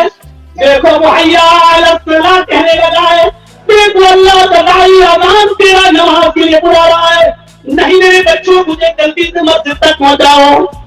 ضد کی گھر والوں سے کوئی ضد سے مجبور ہو جاتا ہے، لہذا گھر والے بھی مجبور ہو گئے اور ان کو جلدی سے وضو کروا کے ان کو اٹھا دیا اور ان کو مسجد تک پہنچا۔ کھڑے ہو کر نماز پڑھنے کی طاقت نہیں تھی، بیٹھ گئے۔ امام صاحب مغرب کی پہلی رکعت میں اور یہ بھی بیٹھ کر نماز پڑھنے لگی، قیام ٹھیک ہو گیا، مطلب تو بیٹھے تھے، رکوع میں گئے، رکوع بھی صحیح طریقے سے کر لیا، رکوع سے اٹھے سمی اللہ لمن حمدہ کہہ کر ربنا ولک الحمد بھی پڑھ لیا، اللہ اکبر کہہ کر امام جب سجدے میں گیا تو انہوں نے بھی سجدہ کیا، امام نے اللہ اکبر کہہ کر سجدے سے سر اٹھایا، انہوں نے بھی سر اٹھایا، امام نے جیسے ہی دوسرا سجدہ کیا اور دوسرے سجدے میں یہ دعائیں ہی پڑھ رہے تھے کہ اسی وقت ان کو غشی آئی اور سجدے کی حالت میں گر جاتے ہیں، اور جیسے ہی گرتے ویسے روح تک سے ان کو اسے پرواز کر جاتی ہے۔ عامر ابن عبداللہ ابن زبیر کا انتقال ہو جاتا ہے، پہلی رکعت ان کی رکعت نہیں پڑھ پائے اور پہلی رکعت میں انتقال ہو جاتا ہے۔ اندازہ لگائیے کتنی طبیعت خراب رہی ہوگی، لیکن پھر بھی مسجد کی طرف، میرے بچوں مجھے مسجد کی طرف پہنچاؤ، میرے بچوں مجھے قاصد اللہ کے دائی کی آواز میرے کانوں میں چلی تھی، میں مسجد جاؤں گا۔ میرے بھائیوں ایسے اللہ کے سامنے ہوگی جن کا دل مسجد کی طرف لگا، جن کا دل مسجد کی طرف لگا ہوا ہے، ایسے لوگ عرش الہی کے سائے میں جگہ پائیں گے۔ تین ہو گئے، تین، عدل و انصاف کرنے والا، دوسرا وہ جوان جو اللہ کی عبادت میں لگا ہوا ہے، تیسرا وہ شخص جس کا دل مسجد کی طرف لگا ہوا ہے، اور چوتھا شخص آئیے عرش کے سائے میں جگہ پانے والا، وَرَجُلَانِ تَحَابَّا فِي اللَّهِ اجْتَمَعَا عَلَيْهِ وَتَفَرَّقَا عَلَيْهِ، وَرَجُلَانِ تَحَابَّا فِي اللَّهِ اجْتَمَعَا عَلَيْهِ وَتَفَرَّقَا عَلَيْهِ۔ اللہ کے نبی فرماتے ہیں چوتھا وہ شخص بھی اللہ کے عرش کے سائے میں ہوگا جس نے کسی سے محبت کی ہوگی تو اللہ کے لیے، اور کسی سے دشمنی کی ہوگی تو اللہ کے لیے۔ محبت کی بنیاد اللہ کے لیے ہو اور دشمنی کی اس کا سبب بھی اللہ کے لیے ہو۔ جگجیت صاحب سے آپ ناراض ہیں اس لیے کہ جگجیت صاحب نے آپ کا 1 لاکھ روپیہ مار لیا، نہیں دے رہے، یہ ناراضگی نہیں۔ جگجیت صاحب آپ سے ناراض ہے اس لیے کہ آپ نے جگجیت صاحب کو دھوکہ دیا اور جگجیت صاحب آپ سے ناراض، یہ نہیں۔ جگجیت صاحب آپ سے ناراض اس لیے ہیں کہ آپ نے کہا میرے علاقے میں آ کر دیکھے، توحید پر بول کے دیکھے۔ جگجیت صاحب نے کہا چل اگر تو مجھے بولنے کی اجازت نہیں دیتا تو میں بھی نہیں آؤں گا تیرے لیے، بات چیت نہیں کرنا چاہتا مت کر۔ یہ ہے دشمنی اللہ کے لیے۔ اگر ہم تمہارے علاقے میں نہیں آئے تو اس لیے نہیں کیونکہ آپ مجھے توحید کی دعوت کو نہیں کرنے دے رہے ہو اور حق بات نہیں بولنے دے رہے ہو، اگر اس لیے میں آپ سے ناراض ہوں تو ناراضی چلے گی۔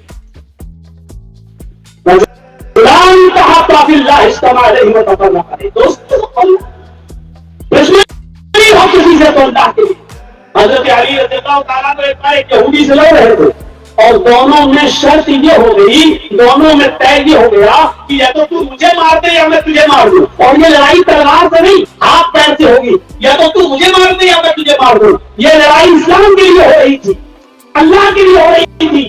یہودی تیار ہو گیا اور وہ علی سے لڑنے لگا، کبھی حضرت علی اس یہودی کے اوپر، کبھی وہ یہودی حضرت علی کے اوپر، کافی دیر تک اوپر نیچے والا معاملہ چلتا رہا، اور آخر میں حضرت علی رضی اللہ تعالیٰ عنہ اس یہودی کے اوپر سوار ہو گئے اور اس کی سینے پر بیٹھ گئے اور اس کا گلا پکڑ کے دبانا شروع کر دیا۔ قریب تھا کہ اس کو مار ہی دیں، قریب تھا کہ اس کا گلا دبا کر اس کو ختم کر دیں، لیکن یہودی کے دماغ میں شاطرانہ چال آئی، اور کیا اس نے سوچا اب بچنے کا کوئی راستہ نہیں ہے، تو اس نے اپنے منہ میں پھونک اکٹھا کیا ایسے کر کے، بہت سا پھونک اکٹھا کیا اور اس نے حضرت علی کے چہرے پر پھونک دیا۔ وہ تھوک جب حضرت علی رضی اللہ تعالیٰ عنہ کے چہرے پر آیا تو حضرت علی رضی اللہ تعالیٰ عنہ نے اس کو چھوڑ دیا اور اس طریقے سے اس کا تھوک جو ہے پوچھنا شروع کر دیا۔ لیکن جب دیکھا کہ اس نے بہت تھوکا تو حضرت علی کو اور غصہ آ گیا، تو وقت تھوک رہا ہے میرے اوپر، تو اس کو اور کس کے پکڑ لیا، اس کا گلا اور زور سے دبانا شروع کر دیا، لیکن آگے لائن ہو گئی غصے میں۔ لیکن پھر سوچا نہیں، اس کے تھوکنے کے بعد مجھے غصہ آیا اور میری گرفت معلوم نہیں اگر یہ کس غصے میں مارا گیا تو یہ نہیں مارا جائے گا، یہ میرا ذاتی انتقام ہوگا، یہ میرا ذاتی بدلہ ہوگا، یہ میرا ذاتی غصہ جو مجھے آیا ہے اس غصے میں مارا گیا تو یہ مارنا اللہ کے لیے نہیں ہوگا۔ حضرت علی کا غصہ تو تھا اور چاہتے تھے کہ مار دوں، لیکن یہ سوچا کہ تو میرا غصہ ذاتی ہے اس کو چھوڑ دیا، کہا چلا یہاں سے۔ کہنے لگا علی میری سمجھ میں نہیں آ رہا ہے، اس غصے میں تو آپ کو مجھے مار ہی ڈالنا چاہیے تھا۔ جب میں نے آپ کے اوپر تھوکا تو میں نے دیکھا کہ آپ کو اور غصہ آیا، اس غصے میں آپ کی کیک بھی زیادہ ہو گئی، مضبوط ہو گئی، اس غصے میں تو آپ کو مجھے مار ہی ڈالنا چاہیے تھا، لیکن میں نے دیکھا کہ آپ نے چھوڑ دیا۔ حضرت علی نے فرمایا کہ جب تک میں تجھے مار رہا تھا اللہ کے لیے مار رہا تھا، اور جب تم نے میرے چہرے پر تھوکا اس کے بعد مجھے جو مزید غصہ آیا اس غصے میں میری آنکھیں سرخ ہو گئی۔ اگر اس غصے میں تم مارا جاتا تو یہ مارنا اللہ کے لیے نہیں ہوتا، یہ اللہ کے لیے نہیں، یہ میرا ذاتی انتقام ہوتا، اور میں ذاتی انتقام نہیں لیا کرتا۔ اے یہودی میں نے تجھے چھوڑ دیا، میں ذاتی بدلہ نہیں لیتا، اگر اس غصے میں تم مارا جاتا تو اللہ کے لیے نہیں مارا جاتا۔ چلا یہاں سے میرے بھائیوں، غور کیجیے، حضرت علی کو جو مزید غصہ آیا اس غصے میں اس کو مارا نہیں کر کے چھوڑ دیا۔ کیوں؟ اگر اس غصے میں یہ مارا گیا تو یہ لڑائی اللہ کے لیے نہیں، یہ مارنا اللہ کے لیے نہیں ہوگا۔ ہم اپنی سوسائٹی پر غور کریں، کس سے کس حساب کی دوستی کرتے ہیں، کس سے کس حساب کا برتاؤ کرتے ہیں۔ اللہ کے نبی صلی اللہ علیہ وسلم نے فرمایا چوتھی چیز ہے وَرَجُلَانِ تَحَابَّا فِي اللَّهِ اجْتَمَعَا عَلَيْهِ وَتَفَرَّقَا عَلَيْهِ، محبت کرو تو اللہ کے لیے اور کسی سے دشمنی کرو تو اللہ کے لیے۔ اب پانچویں چیز جو ہم آپ کو بتانے جا رہے ہیں میرے بھائی، وہ ہمارے اس زمانے میں اور سماج کا کینسر ہے۔ سنیے گا، پانچواں کون سا آدمی عرش کے سائے میں ہوگا؟ وَرَجُلٌ دَعَتْهُ امْرَأَةٌ ذَاتَ مَنْصَبٍ وَجَمَالٍ فَقَالَ إِنِّي أَخَافُ اللَّهَ، ایسا شخص، ایسا آدمی جس کو کسی خوبصورت حسین و جمیل عورت نے ذات منصب، کسی شریف گھرانے کی معزز عورت، بہترین حسب و نسب اور بہترین گھرانے کی شریف عورت نے، شریف خاندان کی عورت نے، جمال، اوپر سے وہ حسین و جمیل اور خوبصورت بھی ہے، ایسی عورت نے برائی کے لیے بلایا، برے کام کی دعوت دی، آؤ ہم سے ملو، میں تیار ہوں تمہارے ساتھ ملنے کے لیے۔ اس نے کسی برے کام کی طرف دعوت دی، نمنترن دیا، اور اس شخص نے اس کی دعوت کو ٹھکراتے ہوئے کہہ دیا وَقَالَ إِنِّي أَخَافُ اللَّهَ، میں اللہ سے ڈرتا ہوں، میں اللہ سے ڈرتا ہوں۔ پہلے جملے پر غور کیجیے گا، یہاں بات بازارو عورتوں کی نہیں ہو رہی ہے، یہاں بات جسم فروش عورتوں کی نہیں ہو رہی ہے، وہ تو آپ کو ہر چوراہے پر اور ہر شہر، بڑے بڑے شہر میں آپ کو پیسہ پھینکو اور آپ کو جسم حاصل ہو جائیں گے اور مل جائیں گے، اور کسی کسی علاقے میں بالکل آسانی کے ساتھ آپ کو جسم حاصل ہو جائیں گے، چند روپیوں میں، چند پیسوں میں۔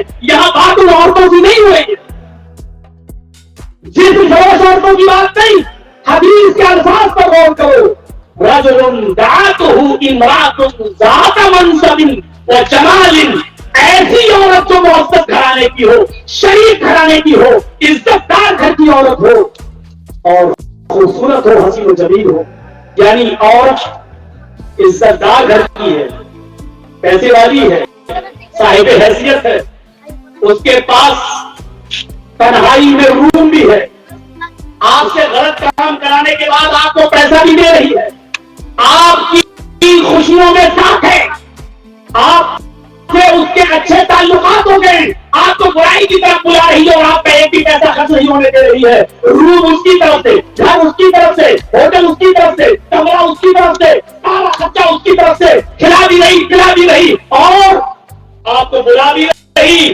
اور اوپر سے خوبصورت بھی حسین جمیل ہے. یہ سارے موقع ہیں آپ کے پاس. تنہائی اس کی طرف سے, پیسہ اس کی طرف سے, عزت دار گھرانے کی شریف عورت ہو, پیسے والی ہو, اور آپ کو صرف جانا ہے اس کے پاس, کوئی ڈر بھی نہیں ہے. ایسا موقع بھی ہے آپ کے پاس, اور سارے راستے ہونے کے باوجود آپ نے اللہ کے خوف سے ڈرتے ہوئے, اللہ کا خوف کھاتے ہوئے اس عورت سے کہا چل ہٹ, انی اخاف اللہ, میں اللہ سے ڈرتا ہوں. ایسا شخص کا شیطان کی سائے ہوگا. کیا یہ پانچویں کو بھی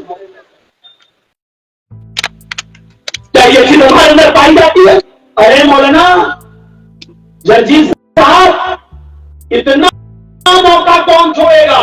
یہاں تو 500 1000 روپیہ خرچ کر کے بھی ہم جسم حاصل کر لیتے, اور یہاں تو آپ کہہ رہے ہیں الٹا پیسہ بھی دے رہی ہے, عزت دار گھر کی بھی ہے, ہوٹل یا کمرہ بھی اس کا, تنہائی بھی دے رہی ہے, سارے موقع ہیں اس کے, اور پھر کوئی چھوڑ دے. میرے بھائی جان اس کی بات ہو رہی ہے.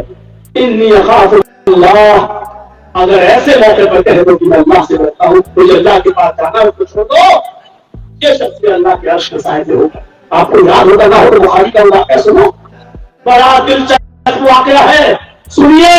ایک صحابی ہیں مرثد ابن ابی مرثد, اللہ کے نبی کے پاس آئے اور کہا اللہ کے رسول کیا میں اسلام لے آؤں تو میرے سارے گناہ معاف ہو جائیں گے؟ اللہ کے نبی صلی اللہ علیہ وسلم نے فرمایا کہ ہاں.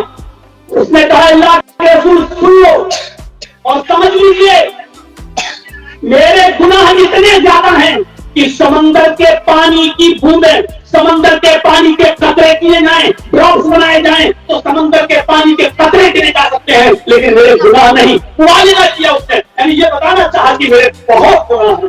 اللہ کے نبی نے فرمایا ان الاسلام یہدی ما کان قبلہ, اگر اسلام لے آؤ تو سب کون کہا ہاتھ یہ لگا, اپنا ہاتھ بڑھائیے. اللہ کے رسول نے اپنا ہاتھ بڑھایا, مرثد ابن ابی مرثد نے کلمہ پڑھا, اشہد ان لا الہ الا اللہ و اشہد ان محمدا عبدہ ورسولہ. یہ کلمہ پڑھ کر اسلام. اللہ کے نبی کے پیچھے نماز پڑھی, پہلی نماز پڑھی, ایک وقت کی نماز اللہ کے نبی کے پیچھے پڑھی, فوراً سوال کیا سلام پھیرنے کے بعد, اے اللہ کے رسول اسلام تو لے آیا, لیکن اب میں کماؤں گا کیا, کھاؤں گا کیا اور کھلاؤں گا کیا؟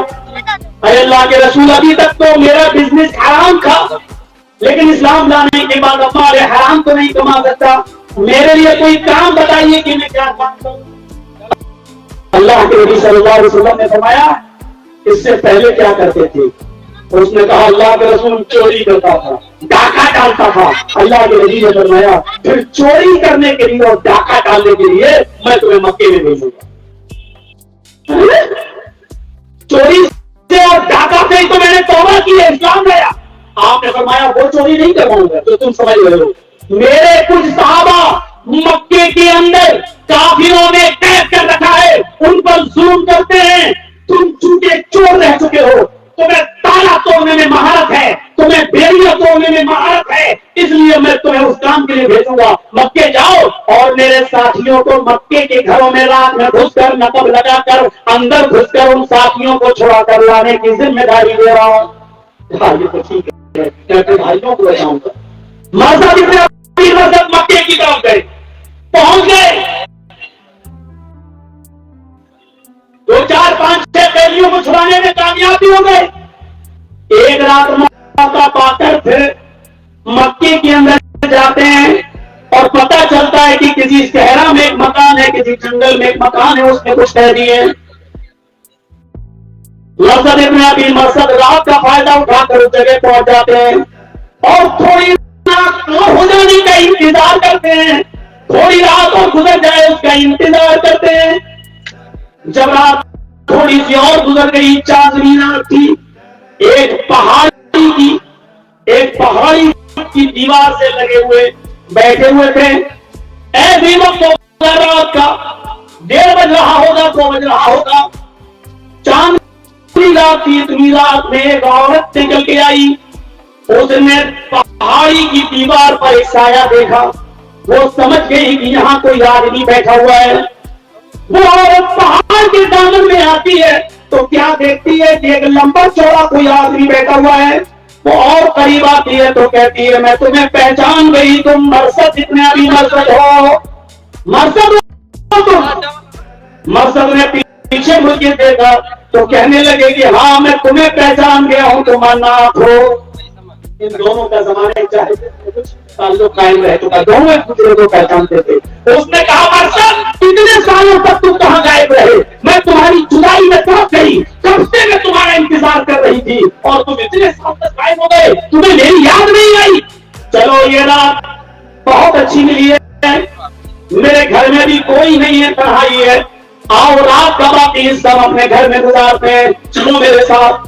دیکھیے خوبصورت بھی ہے، حسین و جمیل بھی ہے، اور گھر بھی بلا رہی ہے، دعوت بھی دے رہی ہے، موقع ہی موقع ہے مرشد کے پاس۔ اس رات کی تاریکی میں رات کا بقیہ حصہ ہم اپنے گھر پہ گزارتے ہیں، آؤ برسوں کی یادیں تازہ کرتے ہیں۔ تمہیں میری یاد کیوں نہیں آئی؟ چلو تعلیمات سے گھر پہ کرتے ہیں، آؤ جلدی چلو۔ حضرت مرثد کا اس نے ہاتھ پکڑنا شروع کر دیا اور اٹھانا شروع کر دیا، جیسا کہ اس عورت کو بہت جلدی ہو۔ اے مرثد اٹھو، جلدی چلو، آؤ رات کا باقی حصہ ہم اپنے گھر میں چلو۔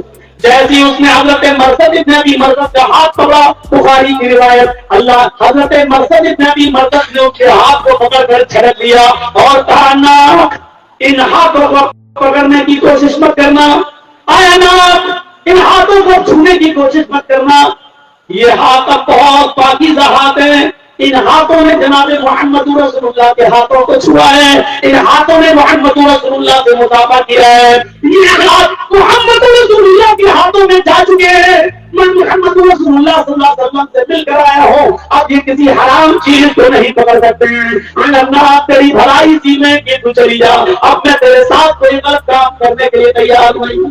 اچھا تو تم مسلمان ہو چکے ہو، اسلام لا چکے ہو، اور اتنی رات میں یہاں سمجھ گئی تم ان قیدیوں کو چھڑانے کے لیے آئے ہو، تم چوری کے ارادے سے آئے ہو۔ اس نے شور کرنا شروع کر دیا نام نے، لوگوں اٹھو، ایک آدمی تمہارے گھر میں چوری کے ارادے سے داخل ہو چکا ہے، جلدی نکلو۔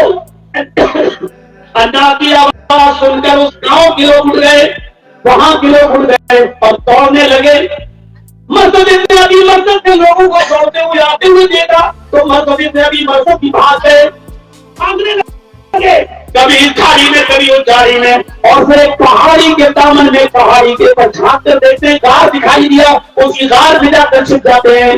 اندھیرے کی وجہ سے وہ لوگ دیکھ نہیں پائے، لیکن اس پہاڑی کے اوپر چڑھ گئے جس پہاڑ کے نیچے غار ہے، اور اس غار میں حضرت مرثد ابن ابی مرثد چھپے ہوئے ہیں۔ حضرت مرثد کہتے ہیں اس پہاڑی کے اوپر سے ان لوگوں نے پیشاب بھی کیا، جو لوگ مجھے پکڑنے کے لیے آئے وہ لوگ اوپر پیشاب کر رہے تھے، اور قسم ہے اس ذات کی جس کے قبضے میں میری جان ہے، اللہ کی قسم ان کا پیشاب میرے سر کی اوپر گر رہا تھا۔ مرثد ابن ابی مرثد ان کا پیشاب میرے سر کے اوپر گر رہا تھا، لیکن میں ٹسمس نہیں ہو رہا تھا، میں ہل نہیں رہا تھا، اگر میں ہلتا تو وہ پہچان لیتے کہ یہاں کوئی چھپا ہوا ہے، میں بالکل پتھر کی مورتی کی طرح بنا ہوا تھا، میرا ہلنا ڈلنا بالکل بند تھا۔ ان لوگوں نے کچھ دیر انتظار کیا، جب دیکھا کہ ان کو میں نہیں ملا تو پھر وہ چلے گئے، اور تھوڑی دیر کے بعد وہ ناک بھی چلی گئی۔ پھر میں تھوڑی دیر کے لیے ٹھہرا اور پھر میں نے دیکھا کہ کوئی نہیں ہے، تھوڑی دیر رکا اور یقین کر لیا کہ سب لوگ اپنے اپنے گھروں پہ جا چکے اور سو گئے ہوں گے، تو پھر میں ایک گھر میں گھسا، اوپر نقب لگایا اور اندر داخل ہوا، اور پھر میں نے ایک قیدی کو چھڑایا، لیکن اس وقت میرے حصے میں اتنا موٹا اتنا تازہ قیدی میرے حصے میں آیا کہ جب میں اس کو اپنے کاندھے پر اپنی پیٹھ پر لاد رہا تھا تو وہ مجھے تھکا دیتا تھا، بڑی مشکل سے میں اس کو گھر سے باہر نکالا، بڑی مشکل سے میں نے اس کو پیٹھ پر لادا، اور جب میں اس طرح سے اس جنگل سے باہر نکلا تب میں نے آ کر اس کی بیڑیوں کو توڑا، اور پھر میں اس کو مکے سے لے کر مدینہ آیا اور اللہ کے نبی صلی اللہ علیہ وسلم کو سونپ دیا۔ اللہ کے نبی جناب محمد رسول اللہ صلی اللہ علیہ وسلم نے میری خوب تعریف کی اور میرے لیے دعا کی۔ پھر میں نے بھی اچھا موقع دیکھا، اور موقع دیکھنے کے بعد میں نے کہا اللہ کے رسول آج میرے ساتھ ایسا معاملہ پیش آیا، ایک عورت جس سے میری پرانی آشنائی ہے، جس سے میرا پرانا رشتہ ہے، زمانے جاہلیت میں اس کے قریب قریب ہو چکا ہوں، میں اس سے مل چکا ہوں. اے اللہ کے نبی، میں میرے دل و دماغ سے وہ اناج نہیں نکلتی ہے. مجھے بڑی محبت ہے اناج سے، اور اس کو بھی مجھ سے بڑی محبت ہے. کیا میں اناج سے نکاح کر لوں؟ کیا میں اناج سے شادی کر لوں؟ اے اللہ کے رسول، مجھے اجازت دیجیے کہ میں اس عورت سے نکاح کر لوں، اس کو اپنی بیوی بنا لوں. اللہ کے نبی صلی اللہ علیہ وسلم نے تھوڑی دیر رکا، اور رکنے کے بعد تھوڑا دیر توقف کیا، اور تھوڑا توقف کرنے کے بعد آپ نے فرمایا آئے مرد، میں تو چاہتا تھا کہ تمہیں اجازت دے دوں کہ تم اناج سے نکاح کر لو، تم اس کو اپنی بیوی بنا لو، جب تمہیں اس سے اتنی محبت ہے اور وہ تمہیں بھی چاہتی ہے. لیکن ابھی اللہ تعالیٰ نے قرآن کی آیت نازل فرما دی ہے، اور اس آیت میں صاف طور پر یہ کہہ دیا ہے کہ الزانی لا ينکح الا زانیۃ او مشرکۃ، کہ کوئی زناکار مرد سوائے زانیہ عورت کے اور مشرکہ عورت کے کسی اور سے نکاح نہیں کرتا ہے. اور کوئی بھی زانیہ عورت کسی مشرک مرد اور زانی مرد سے ہی نکاح کرتی ہے، کسی اور سے نہیں کرتی. یعنی ایک مومن کے لیے جائز نہیں ہے کہ وہ ایک بدچلن اور ایک آوارہ عورت کو اپنی بیوی بنائے. تمہارا نکاح اناج کے ساتھ جائز نہیں ہے. تم ایمان لا چکے ہو، تم مومن ہو چکے ہو، وہ بدچلن ہے، وہ زانیہ ہے، وہ بدکار عورت ہے اور مشرکہ ہے، لہٰذا تمہارا نکاح اس کے ساتھ جائز نہیں ہے. اللہ نے منع کر دیا میرے پیارے ساتھیوں. لیکن مذہب اتنی مذہب اسلام کی میں ایسے پیوست ہو چکے تھے اور اسلام کے ساتھ ایسے گھل اور مل چکے تھے کہ انہوں نے یہ نہیں کہا تھا کہ رسول نہیں، میں اس کے بنا تو رہ نہیں پاؤں گا، اور میں اس کو چاہوں گا، میں اس کو ہر حال میں لاؤں گا. نہیں، جب اللہ کے نبی نے منع کر دیا تو مرسد نے کہا ایسی ہزار اناج قربان اسلام پر، میں اسلام کو نہیں چھوڑ سکتا، ہزاروں اناج کو چھوڑنے کے لیے تیار ہوں. اناج کو کیسے چھوڑا؟ کہہ رہی ہے چلو آؤ آج کی رات تنہائی کی میرے گھر میں گزارو، بقیہ اس کا آؤ بہت پرانی یادیں تازہ کرو. لیکن کیا کہا؟ ان ہاتھوں میں محمد رسول اللہ کے ہاتھوں کو چھو لیا ہے. اے اناج اب یہ تیرے ساتھ نہیں جا سکتے. یعنی میں اللہ سے ڈرتا ہوں، مجھے اللہ کا خوف ہے، میں تیرے ساتھ غلط کام نہیں کر سکتا. ایسے لوگ جن کو کسی عزت دار خوبصورت اور عزت دار گھرانے کی کسی عورت نے برائی کی دعوت دی اور اس نے کہہ دیا انی اخاف اللہ، میں اللہ سے ڈرتا ہوں. نوجوانوں، 5 چیزیں ہو گئی ہیں. 5 چیزیں ہو گئی ہیں. پہلی چیز عدل و انصاف کرنے والا آدمی. دوسرا وہ جوان جو اپنے رب کی عبادت میں لگا ہوا ہے. تیسرا وہ شخص جس کا دل مسجد کی طرف لگا ہوا ہے. چوتھا وہ شخص جو کسی سے محبت کرتا ہے تو اللہ کے لیے اور دشمنی کرتا ہے تو اللہ کے لیے. اور پانچواں وہ شخص جس کو کسی حسین و جمیل خوبصورت اور عزت دار گھر کی کسی عورت نے برائی کی دعوت دی اور اس نے کہہ دیا انی اخاف اللہ، میں اللہ سے ڈرتا ہوں. 5 چیزیں ہو گئی ہیں، 2 چیزیں اور رہ گئی ہیں. ذرا یہ بھی سن لیجیے. ورجل تصدق بصدقة فأخفاها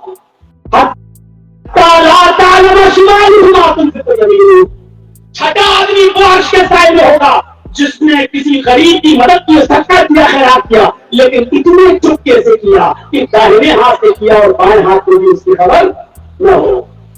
ہاں، دائیں ہاتھ سے تو بائیں ہاتھ کو بھی خبر نہ ہو. اس کا مطلب سمجھتے ہو؟ اس کا مطلب یہ ہوا کہ اگر باپ کسی غریب کی مدد کرے تو اتنے چپکے سے کرے کہ بیٹے کو خبر نہ ہو. شوہر کسی غریب کی مدد کرے تو اس حساب سے صدقہ کرے کہ بیوی کو پتہ نہ چلے، اور بیوی صدقہ کرے تو شوہر کو پتہ نہ چلے.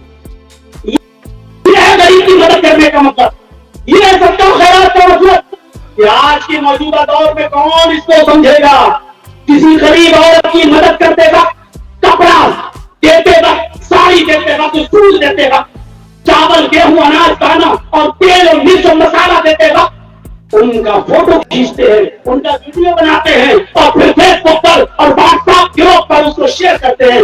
آج ہم نے 20 غریب عورتوں کی کپڑا دے کر مدد کی. آج ہم نے 50 غریب عورتوں کو کمبل دیا. آج ہم نے 50 لوگوں کو، آج ہم نے ان کو دوائیں دلوائی اور ان کو رسوا کرتے ہیں، ذلیل کرتے ہیں. میرے بھائیوں، تو عورت بیچاری نہیں چاہتی کہ میرے بارے میں لوگوں کو پتا چلے.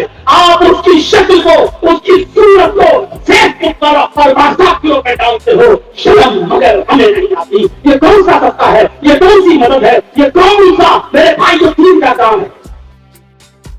ارے وہ تو صدقہ خیرات، یہاں تو دوستوں ریا اور نمود کا حال یہ ہے کہ عمرہ کرنے گئے تو خانہ کعبہ کے سامنے کھڑے ہو گئے اور احرام پہن کر فوٹو کھینچ رہے سیلفی، اور وہیں سے فیس بک پر اور واٹس ایپ پر اللہ نے مجھے عمرے کی توفیق دی ہے، دعا کیجیے اللہ میرا عمرہ قبول فرمائے۔ ارے بے غیرت، تو کن سے دعا کروا رہا ہے؟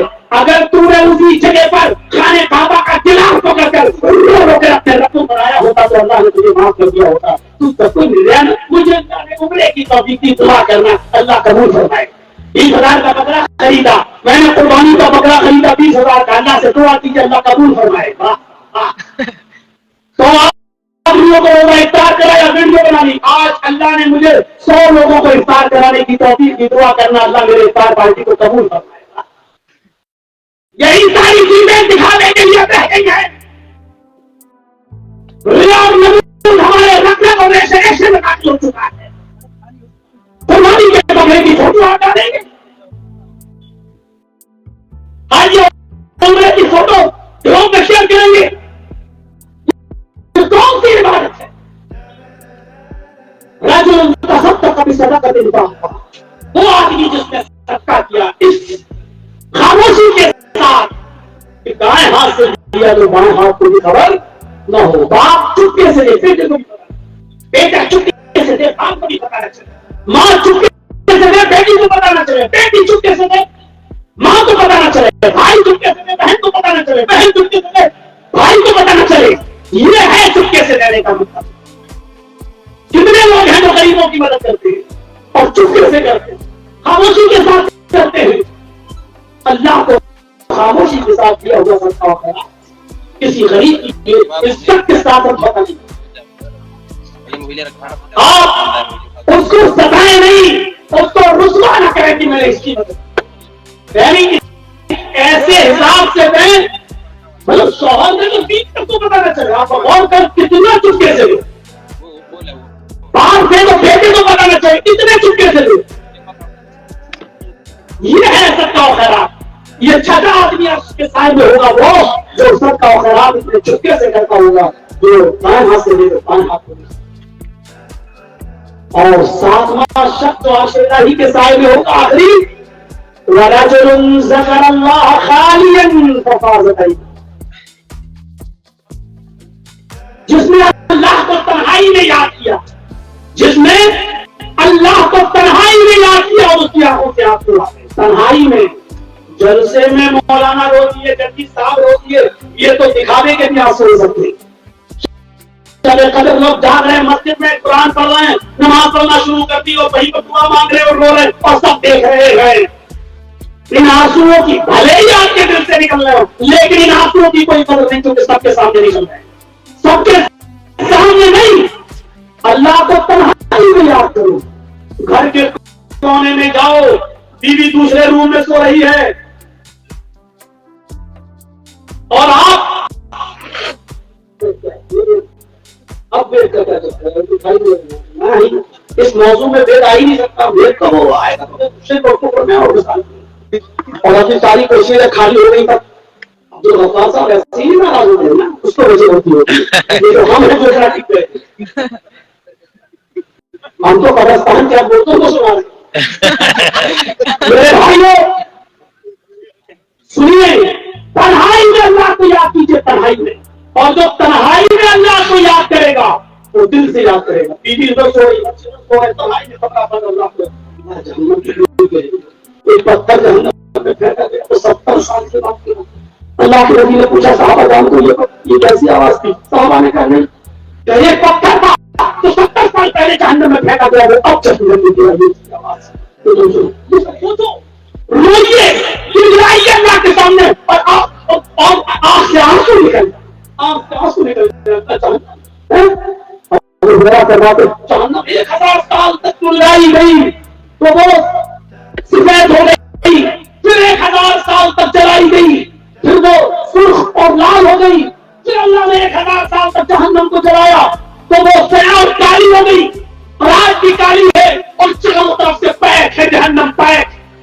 اللہ کے نبی فرماتے ہیں سوئی کے سوراخ کے برابر بھی اگر اس میں سے سانس ہو دی جائے، سوئی کے سوراخ کے برابر بھی اگر اس میں سے سوراخ کر دیا جائے جہنم کی دیوار سے، تو اس سے جو گرمی نکلے گی اس کی گرمی سے جل کر پوری دنیا کب راہ ہو جائے کسی کو پتا نہیں چلے گا. یہ چاہے آنکھوں سے آنسو آ جائیں, یہ سب سوچ کر تو جو اللہ کو تنہائی میں یاد کرے اور اس کے آنکھوں سے آنسو آ جائیں تو ایسے شخص پر بھی اللہ رب العالمین ایسے شخص کو بھی عرش الہی کے سائے میں رکھے. انما المؤمنون الذین اذا ذکر اللہ وجلت قلوبهم. مومن کی تعریف یہ ایمان والا کہتے ہیں اسی کو ہے. مومن اسی کو کہتے ہیں کہ جب اس کے سامنے اللہ کا نام لیا جائے, اللہ کو یاد کیا جائے تو وجلت قلوبهم, تو اس کا دل دہل جائے, اس کا دل کانپ اٹھے. اللہ کا نام, اللہ کا ذکر ہو تو مسلمان کا دل کانپ جاتا ہے. یا مسلمان یا اللہ کا نام آتا ہے اللہ اکبر اللہ اکبر تو ہم چائے کی ہوٹلوں میں چائے کی چسکیاں لے رہے ہوتے ہیں. ہمارے دل کے اللہ کے نام سے اللہ کے ذکر سے کانپتے ہیں. اللہ کے نبی صلی اللہ علیہ وسلم نے فرمایا لو تعلمون ما اعلم لضحكتم قليلا ولبكيتم كثيرا. جہنم میں جو چیزیں دیکھ کر میں آیا ہوں اور جو میں جانتا ہوں وہ تم نہیں جانتے. لو تعلمون ما اعلم, اگر تم ان چیزوں کو جان جاؤ تو میں جانتا ہوں. اگر جہنم کے بارے میں جو باتیں میں تمہیں بتا دوں تو میں جانتا ہوں, جو چیزوں کا علم مجھے اگر وہ تمہیں ہو جائے لضحكتم قليلا ولبكيتم كثيرا, تو تمہیں دنیا میں ہنسی کم آئے گی اور رونا زیادہ آئے گا. تم دنیا میں ہنسنا بھول جاؤ گے اور روتے روتے اپنی زندگیاں ختم کر لو گے. وما تلذذتم بالنساء, اگر تمہیں یہ معلوم ہو جائے کہ آخرت میں کیا کیا برائیاں, کیا کیا عذاب ہیں, جہنم میں کیا کیا عذاب ہیں, آخرت میں کیا کیا پریشانیاں جو میں جانتا ہوں اگر تمہیں معلوم ہو جائیں تو تم اپنی بیویوں کے قریب نہیں جاؤ گے. وما تلذذتم بالنساء, اپنی عورتوں سے لذت حاصل نہیں کرو گے, ان سے تم تعلقات قائم کرنا چھوڑ دو گے, اپنی بیویوں سے دوری اختیار کر لو گے. وَلَخَرَجْتُمْ إِلَى الصَّعَدَاتِ, جنگلوں میں چلے جاؤ گے, بیابان جنگلوں کا رخ اختیار کر لو گے, چبا چبا کر اپنا گزارا کر لو گے, لیکن اپنی بیویوں کے قریب نہیں جاؤ گے. تَجَرُونَ إِلَى اللَّهِ, وہی جا کر تم اللہ کی پناہ مانگتے رہو گے. جو چیزیں میں جانتا ہوں اگر وہ تمہیں بتا دوں. غور کیجیے, ان چیزوں کو سوچیے اور سوچنے کے بعد ہمارے آنکھوں میں آنسو آ جائیں. ان چیزوں کو سوچیے اور سوچنے کے بعد اللہ کے ذکر کو تنہائی میں کریں اور ہمارے آنکھوں آ جائے تنہائی میں. حضرت عائشہ فرماتی ہے میں سو رہی ہوتی اور اللہ کے رسول صلی اللہ علیہ وسلم سجدے میں ہوتے, چکی کی آواز آتی, چکی جب میں اٹھتی اور زمین پر میرا کبھی کبھی پیر رکھ جاتا تو آپ کے آنکھوں کے آنسوؤں سے میں دیکھتی یہ رسول اللہ کا حال ہے. ان کا حال ہے جو بخشے بخشائے ہیں, ان کا حال ہے جو جنتی ہے, ان کا حال ہے جو قبر سے سب سے پہلے اٹھیں گے, ان کا حال ہے جو جنت کا دروازہ سب سے پہلے کھٹکھٹائیں گے, ان کا حال ہے جو جنت میں سب سے پہلے داخل ہوں گے, ان کا حال ہے جو تیرے مقام انتظار ہے, ان کا حال ہے کہ آنکھوں کے آنسوؤں سے زمین تر ہو جاتی ہے. اور ہمارا حال غور کریں. وَرَجُلٌ ذَكَرَ اللَّهَ خَالِيًا فَفَاضَتْ عَيْنَاهُ, وہ شخص کے اللہ کے عرش کے سائے میں ہوگا جس نے اللہ کو تنہائی میں یاد کیا اور تنہائی میں یاد کر کے اس کے آنکھوں سے آنسو آ گئے. 7 چیزیں ہو گئی نا. عدل انصاف کرنے والا شخص, وہ جوان آدمی جو اپنے رب کی عبادت میں لگا ہوا ہے, وہ آدمی جس کا دل مسجد کی طرف ہمیشہ لگا ہوا ہے, وہ آدمی جو دوستی کرتا ہے اللہ کے لیے اور دشمنی کرتا ہے اللہ کے لیے, 4 وہ آدمی جس کو کسی عزت دار شریف گھرانے کی عورت نے حسین و جمیل عورت نے برائی کی دعوت دی اور اس نے کہہ دیا میں اللہ سے ڈرتا ہوں. 5 وہ شخص جس نے چپکے سے صدقہ و خیرات کیا کہ دائیں سے کیا بائیں کو بھی خبر نہیں ہوئی. 6 اور 7واں آدمی وہ جس نے اللہ کو تنہائی میں یاد کیا اور تنہائی میں یاد کر کے اس کی آنکھوں سے آنسو آ گئے تو یہ شخص اللہ کے عرش کے سائے میں ہوگا. اللہ رب العالمین سے دعا کرتا ہوں میں ادھر 1.5 گھنٹے کہ اللہ رب العالمین ان 7 قسم کے لوگوں میں ہمارا بھی شمار فرما دے. اللہ عرش کے سائے میں جب تو اپنے بندوں کو جگہ دے رہا ہو تو ان میں ہمیں بھی شامل فرما دے. الہ العالمین یہ 7 خوبیاں تمہارے اندر بھی پیدا فرما دے. اے اللہ ہمیں بھی عدل کرنے کی توفیق عطا فرما. اے اللہ ہمیں بھی اپنی عبادت کرنے کی توفیق عطا فرما. اے اللہ ہمارا بھی دل مسجدوں سے لگا دے. اللہ ہمیں بھی دوستی اور دشمنی صرف تیری ذات کے لیے ہم کرنے والے بن جائیں, ہمیں ایسا بنا دے. اے اللہ ہمیں بھی عورتوں کے مکروں فریب اور چالوں سے محفوظ فرما دے. الہ العالمین ہمیں بھی پاک بات اور شریف لوگوں میں ہمارا بھی شمار فرما دے. اے اللہ ہم تجھ سے دعا کرتے ہیں ہمیں اس چپکے سے سب کا خیرات کرنے کی توفیق عطا فرما. اللہ ہم کو بھی تنہائیوں میں رونے کا عادی بنا دے اور تنہائی میں تیرے خوف سے ہم رونے والے ہو جائیں اور تیرے خوف سے رہنے والے ہو جائیں. اے اللہ جب تک تو ہمیں زندہ رہے اسلام کو زندہ رکھنا اور تو ہمارا خاتمہ ہو ایمان کا ہمارا خاتمہ فرمانا. وما علينا الا البلاغ المبين واخر دعوانا ان الحمد لله رب العالمين. السلام علیکم ورحمۃ اللہ وبرکاتہ.